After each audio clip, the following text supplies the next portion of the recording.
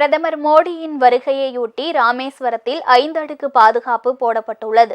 பாம்பன் புதிய பாலம் திறப்பு விழாவிற்கு பிரதமர் நரேந்திர மோடி நாளை மறுநாள் ராமேஸ்வரம் வருகிறார். இதையொட்டி 5ஆம் தேதி மாலையிலிருந்து 6ஆம் தேதி வரை ராமேஸ்வரம் தீவு பகுதியில் ட்ரோன்கள் பறக்க தடை செய்யப்பட்டுள்ளது.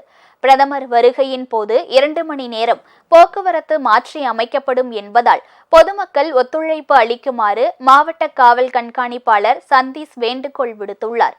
ராமேஸ்வரம், மண்டபம், பாம்பன் உள்ளிட்ட பகுதிகளில் 5 அடுக்கு பாதுகாப்பு போடப்பட்டுள்ளது. பாதுகாப்பு ஏற்பாடுகள் குறித்து பிரதமரின் சிறப்பு பாதுகாப்பு பிரிவு ஐஜி நவதீஷ் குமார் மேத்ரா தலைமையிலான பாதுகாப்பு அதிகாரிகள் மண்டபம் ஹெலிபேட் தளத்திலிருந்து ஆய்வு நடத்தினர். பிரதமரின் சிறப்பு பாதுகாப்பு பிரிவு அதிகாரிகள் மட்டத்திலான ஆலோசனை கூட்டம் நடைபெற்றது.